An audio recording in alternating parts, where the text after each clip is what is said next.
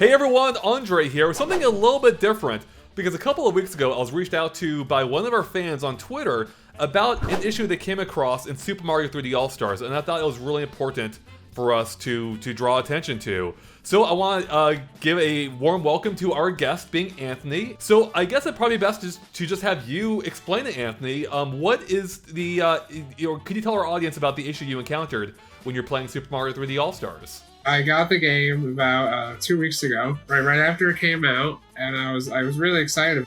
I had played 64, but I never played Sunshine or Galaxy before, so I was excited about that. And I have Duchenne muscular dystrophy. It's a muscle weakening disease that slowly weakens my muscles over time. I'm 27 years old, and now my arms and my legs, I can't really move them at all, but I love playing video games. I purchased 3D All-Stars because I wanted to try out the new games, and I was excited that it came in one package. But when I opened up Galaxy to start playing it, it asked me to point at the screen with the controller in order to even just start the game. Choose a world, I guess, a save file. So I asked someone for assistance with that, and I just continued with loading the game. But then I got through the intro and the beginning tutorial level, and then it said, save your game, yes or no. And it wanted me to point at the screen with the remote in order to save my game. And just like that small little issue kind of just like really annoyed me, because saving your game should not be that difficult, and like, why have motion controls for saving? It's so interesting because I'm a big Galaxy fan, and replaying the game again myself, and yeah, it just stood out to me as just feeling like a kind of archaic decision without even realizing, for me, what's an annoyance makes a game practically impossible for some other people to play. And so when you reached out to me, I'm like, yeah, this is an important issue. Like, this is something Nintendo could have addressed in the package, because the game otherwise is playable, right? You can, once you get past those screens, which pop up way too frequently, the gameplay itself you're able to work with, right?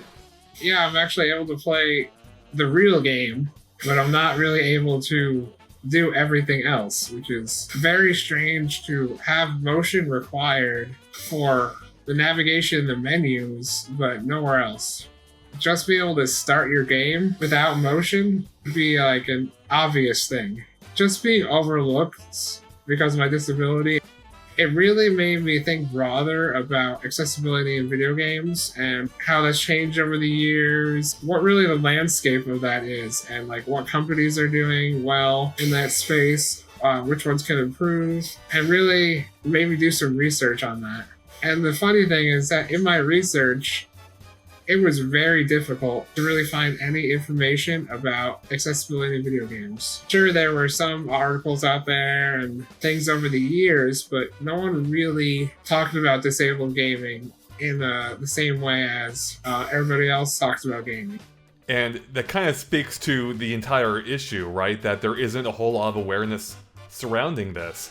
And that's why I felt it was important to give you a platform so you can share your experience, particularly as it's relevant to a lot of people in the moment, with a game that a lot of people are excited for. This game exists as a celebration of Mario, and it's a complete bummer. I mean, it would be a bummer for any product, obviously, but it's a bummer, in this case, again, that is a celebration, and 1/3 of it is effectively inaccessible to you. Yeah. Well, and in my research, like after I tried to play the other games, I realized that really wasn't the only game with issues. Like, the other games were playable, a lot more playable than Galaxy, but they still have their issues. I can't really blame Super Mario 64 for being difficult to use because it's from a different time, different era. It's still going to feel like the classic game, even if you change the controls to make it easier. It's going to really add to the gameplay rather than take it away. The whole entire set of games, they made it look better, but they could have made a lot more changes to the game. I think a lot of us could agree on that. Yeah, I think a lot of people would definitely agree, especially, when it comes to accessibility. And I guess to that point, just two things I wanted to bring up. I'm sure our audience would be curious. Have you tried the touchscreen mode in Mario Galaxy, and does that help, if so? Alright, so I'm not actually able to hold the Switch and use the touchscreen, so that doesn't help either. And it's kind of weird that they made the changes so you can do that, but they didn't make it easier to do it when you're in docked mode. Right. And the other interesting thing, if you want to say it that way, is that this game has already been ported in HD in China, I think on the NVIDIA Shield. And if I remember correctly, the workaround for that, because there was no Wii pointer either, is they allowed you to use a right stick instead for the pointer. And that seems like that would have been useful functionality to have here as an option, which may have helped in your case. The right stick really goes unused. I don't think Nintendo even thought about that. And I think that's like a big problem in the video game landscape right now. And according to a 2008 study by PopCap Games about casual games, it was actually the only study about disabled gamers I could find. Because I know a lot of us here consider ourselves hardcore gamers. The study showed that 1 out of 5 players who play casual video games have a physical, mental, or developmental disability. And a lot of them quote a few benefits or reasons that they play. Stress relief, lifting our mood, distraction from the issues that we're dealing with, improved concentration, and mental workouts. Right. Yeah, I think everyone listening right now can agree with that. Like a lot of us play games to escape. It's our way of stress relief and enjoying ourselves and kind of like divorcing ourselves from the outside world, especially in 2020. So yeah, it's something that should be important to be accessible to everyone. Not, it shouldn't be something that only a subset of people can enjoy. It should be something that everyone can partake in. Yeah. I really tried to look into the history of accessibility in gaming, and I was really surprised about some of the things that I found out. So the first thing I wanted to look up was when did motion controls really come out? It was actually in 1976. There was a Sega arcade game called Heavyweight Champ, and it had a boxing glove that you would put on. And I was really surprised to find out that in 1989, Nintendo released a hands-free controller for people who are paralyzed. That's so interesting. Nintendo used to be seemingly at the forefront of accessibility, and now they've taken some pretty big steps back from that, where motion control is a big thing for them, to the point that it's required in some experiences, much as we've just described in Mario Galaxy.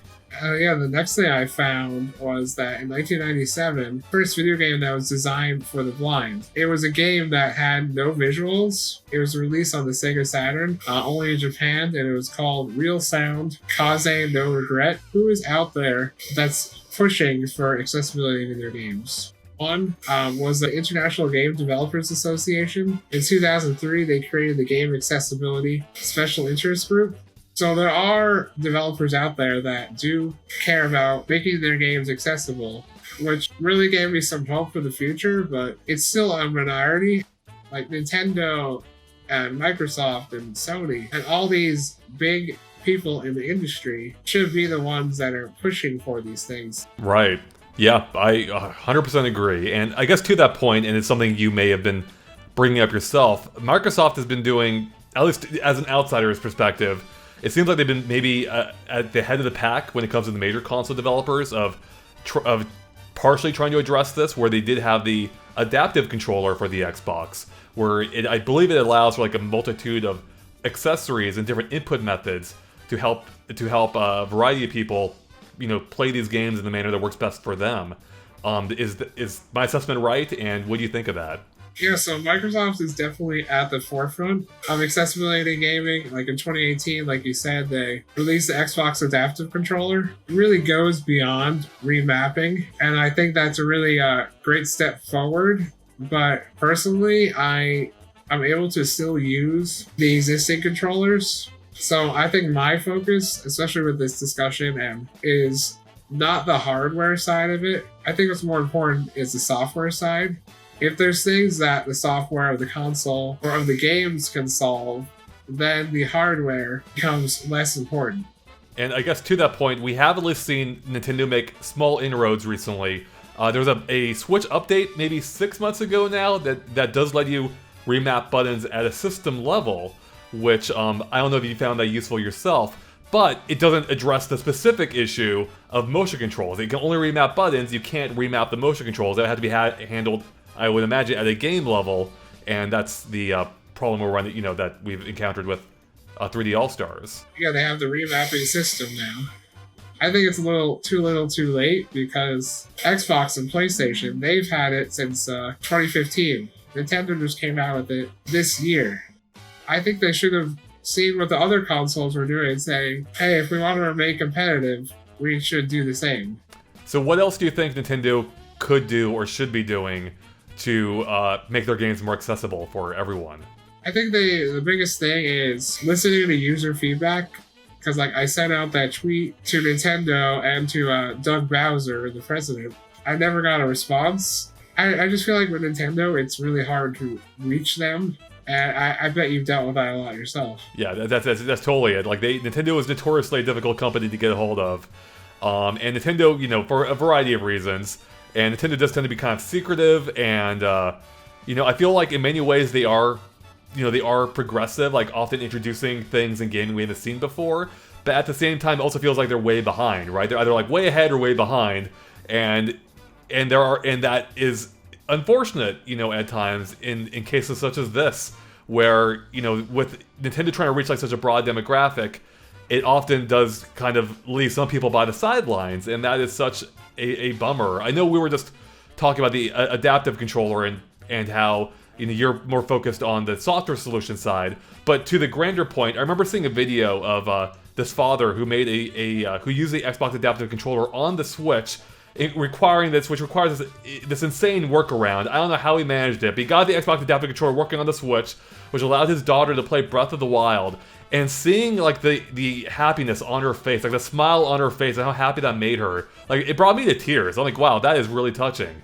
And that is something that I think, you know, everyone should be able to enjoy. You know, whether through hardware or software, everyone should have the opportunity to be able to play these games, you know, that anyone else can. Things like that, where a father decides like, okay, enough is enough. I want my daughter to be able to do what she loves and play her game. And I think it's people like that that are really the ones at the forefront of promoting accessibility in games. One example of this is the Able Gamers charity, which actually helps purchase adaptive controllers for people with disabilities. And speaking of software, I don't know if you've had a chance to play Last of Us 2 at all on PS4? Yeah, actually, I heard about that one. That was like award-winning because of its accessibility. Right. Yeah, I wanted to get your take on that, because from what I understand, like they've added even more options since launch, I believe, that seem to offer a level of accessibility rarely seen in games, allowing you to customize it to almost any play style and input ability, seemingly. So yeah, is that something you would like? I assume that's something you would like to see more of across the board, across the industry. Like, there's a lot of things that could be done on the console that could go hand in hand with the accessibility options that developers are using, and maybe like developers want to have more accessibility options, but the console itself doesn't really support those options. Right. Yeah, it shows that, hey, even in a AAA game, a game that hardcore gamers, you know, we're actively looking forward to and playing, it shows that, yeah, you can do it even in the AAA space. It doesn't have to be, as you were saying, reserved only for indie developers.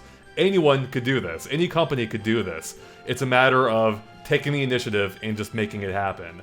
So I guess do you have anything you could say that you want to say to these companies, like just a personal message or your statement of why they should be focusing on this?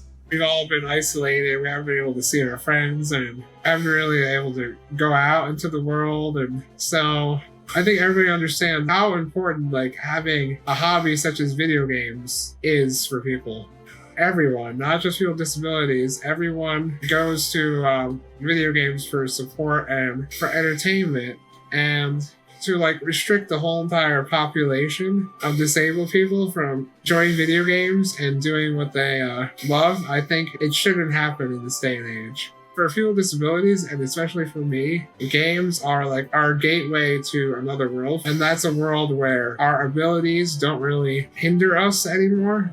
I can walk in that game and I can do crazy things that I would never be able to do in real life. Absolutely. I could not agree more. Like when I saw your tweet, like it made me realize, like, how important it is. Here I am, like I reviewed the game. I really thoroughly enjoyed it, And I didn't even think about for a second that there are people out there who may not be able to, and that hurt me. And that's why I wanted to help raise awareness about this, because I do think it's important, and we need to shine a light on this, make it even, so companies can be more proactive about making sure their games are, compatible for everyone, or at the least the widest amount of people possible. Especially when it doesn't seem like it would be that much work in most cases. Mario Galaxy, they just put a good starting point to be make the cursor workable without requiring motion controls, as they've already done.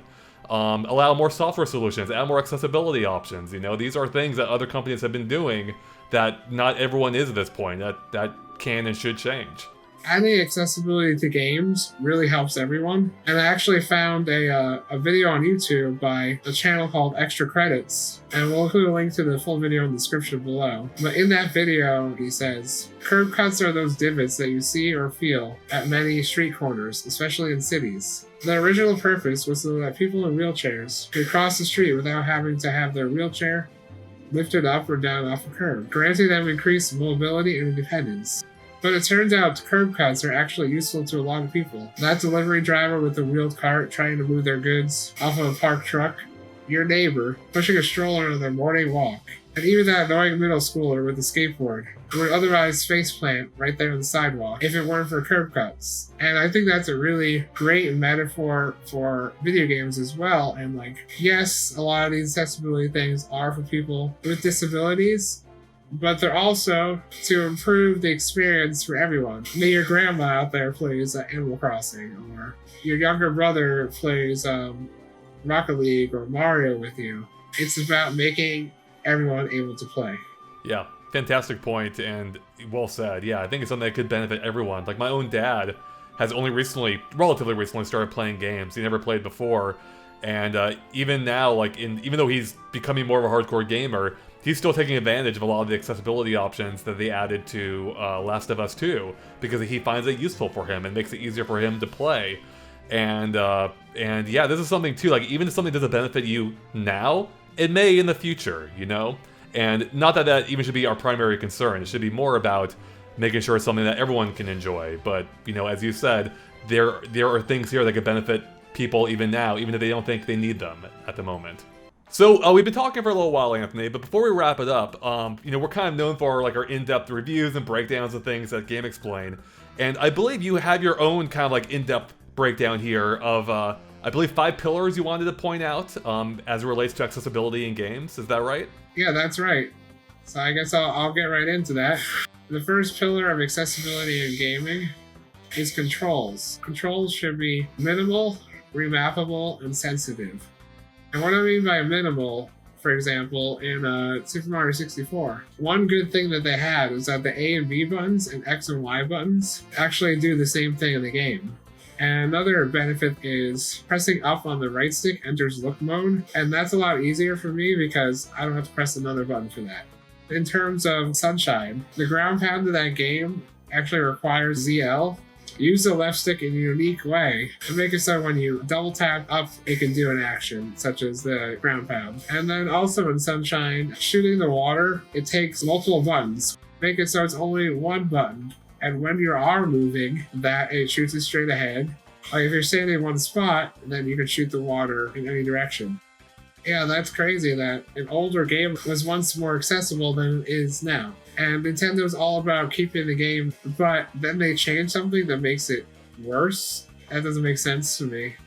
So the next part of controls is that they should be remappable. One issue I saw in Super Mario 64, you have to press down on the left stick in order to go up when you're underwater. Just make the A or B button have you swim up.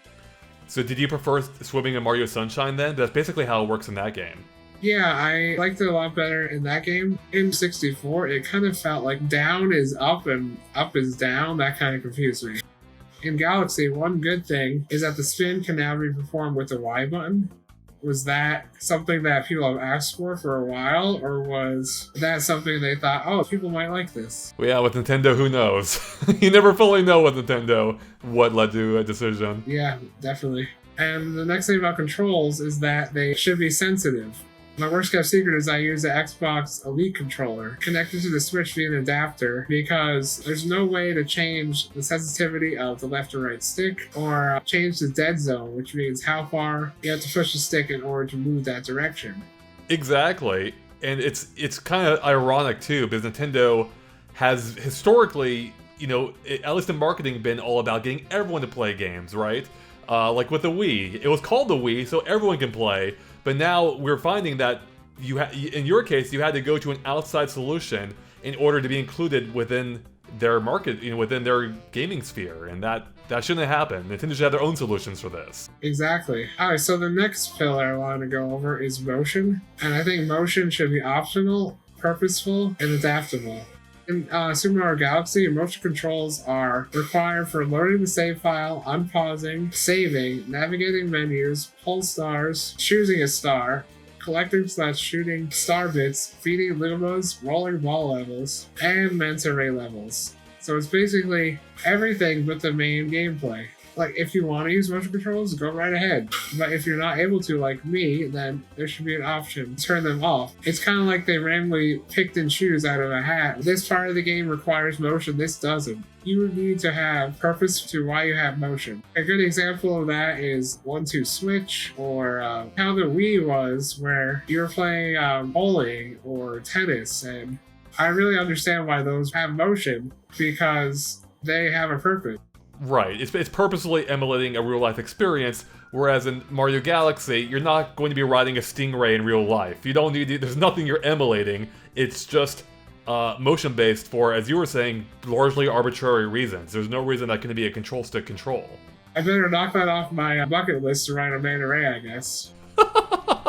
Yeah, if only, right? What the Wii did great is that they made their motion adaptable. I think you were able to go set the sensitivity of the motion. Just having that made it able for everybody to play, but I don't know if there is a way to really do anything or make any settings changes with motion in the Switch. I don't believe so. I kind of see the Switch as like the Wii 2.0. And let's all forget about the Wii U. Yeah, Switch is definitely more of a Wii 2.0 than the Wii U was. The next pillar is camera controls. They should be unlocked 360 degrees, and your character should always be visible. In Galaxy and also Super Mario 64, the camera is locked in place depending on where you are in the game. There's no technical reason you can't have the camera move. And going back to the Super Mario 64, that game was nearly unplayable for me. I usually require like a full 360 degree camera, like Sunshine had, because I can only move the left stick forward. So instead of having to go right, I can rotate the camera to the right and just keep pushing forward. Sunshine had a really good camera that you were able to rotate fully. The issue in Sunshine, the camera likes to get stuck behind walls. You definitely experienced that in the Pachinko.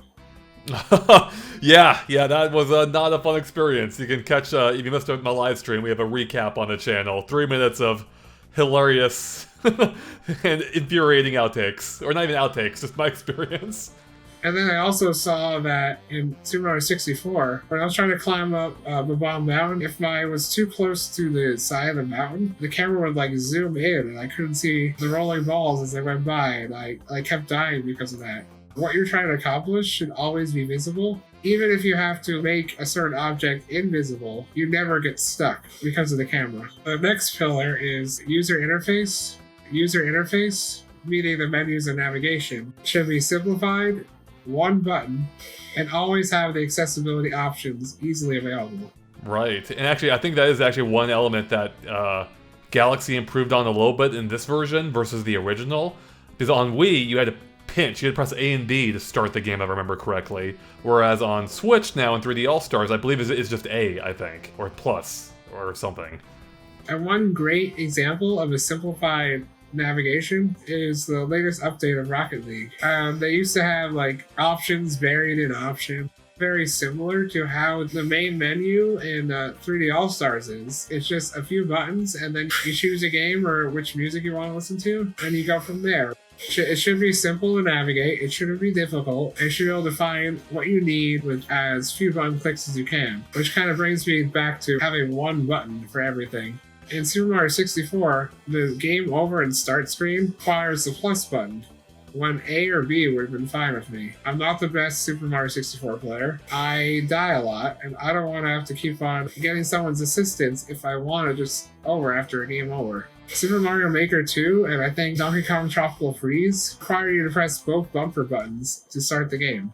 I want to play a game. I don't want to have to jump through all these hoops just to start it. Sunshine, again, is ahead of the curve. To start the game, you just press the A button. Keep it simple, silly. Why make it difficult? And then the final thing of user interface is accessibility options. Should be easily accessible there. To get to them on the Switch, you have to press the home button, you have to go to the settings, and then you have to scroll all the way down, controllers, remap controller. You can finally get to the screen to remap your controller, and then you have to go all the way back to the game.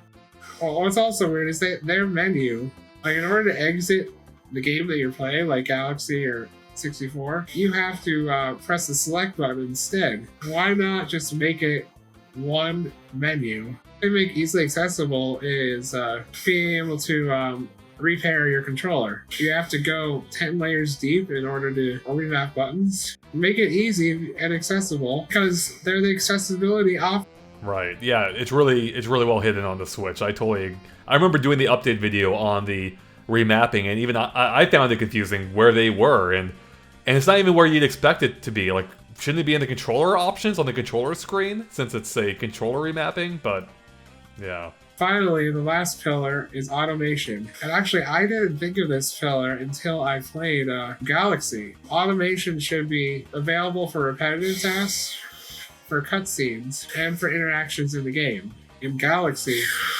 when you jump on a pipe, you automatically go down it. Wow, like, I didn't have to press another button to do that. In Mario games, there's lots of things that you do over and over and over, and if you can add some automation to that, it doesn't really take away from the immersion, it just makes it easier for you.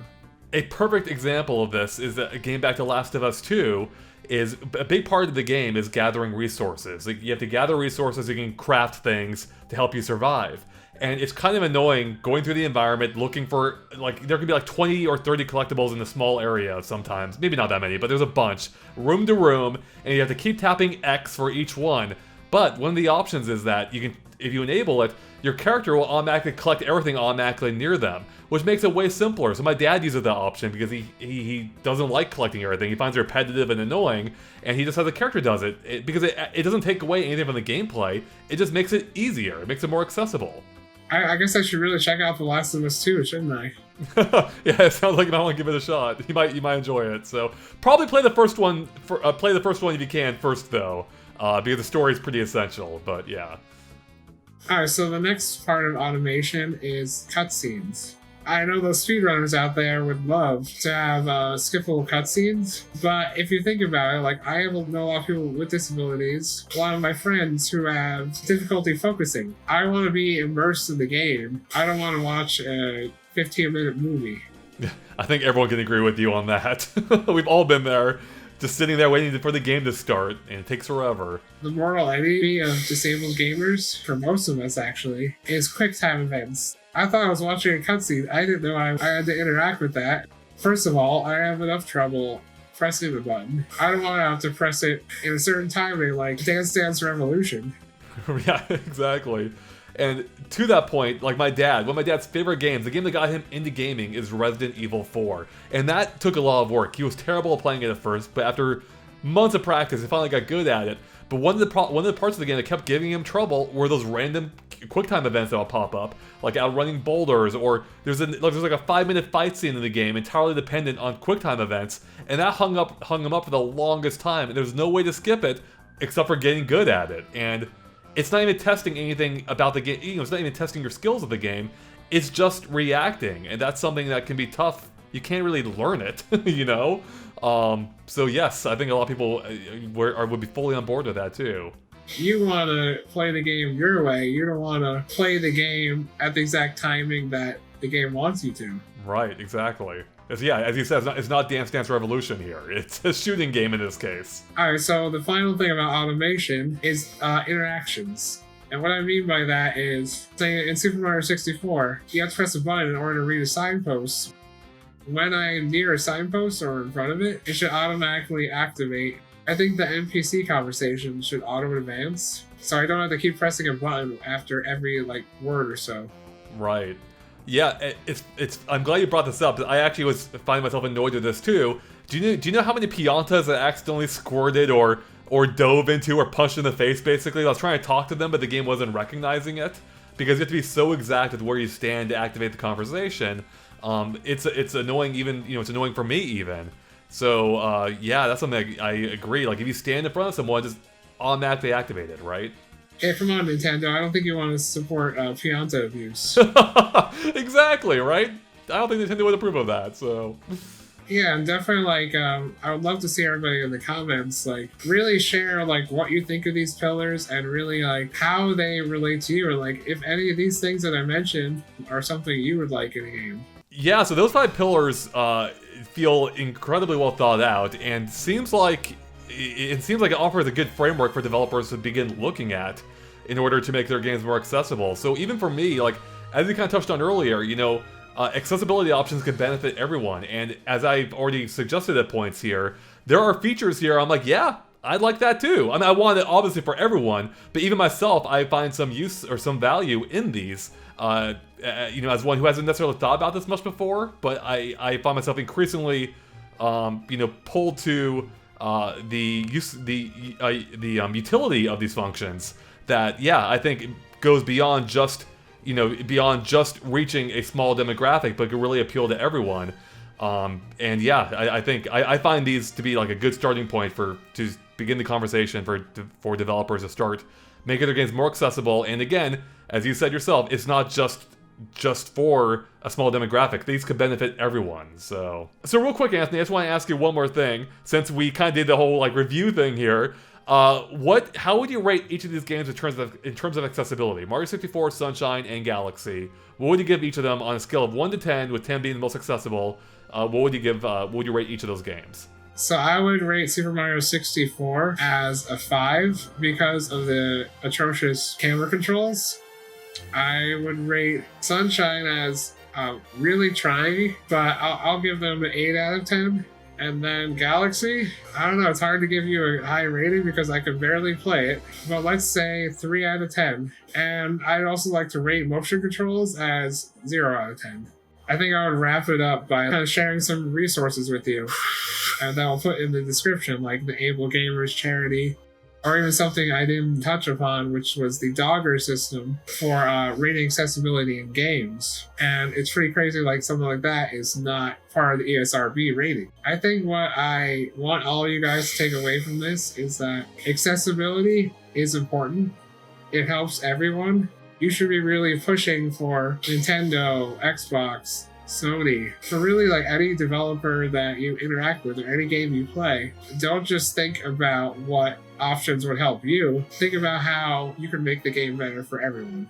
So yeah, you'll find links to all that in the description below, as well as a link to Anthony's original tweet about this matter. So if you'd like to bring attention to this on Twitter, please go retweet that. It's a good way of sharing or of raising awareness about this issue for what's basically a modern game that has some accessibility issues. So definitely check out all the links in the description below.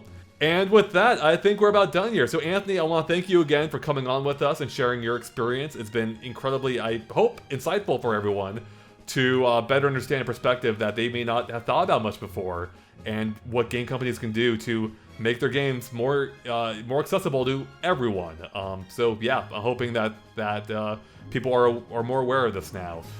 So again, you'll find links to everything we discussed in the description below. And with that, we will catch you next time for more about Mario, I'm sure, at some point, and everything else Nintendo Switch. Thank you for watching, and we'll catch you later. Bye, everyone.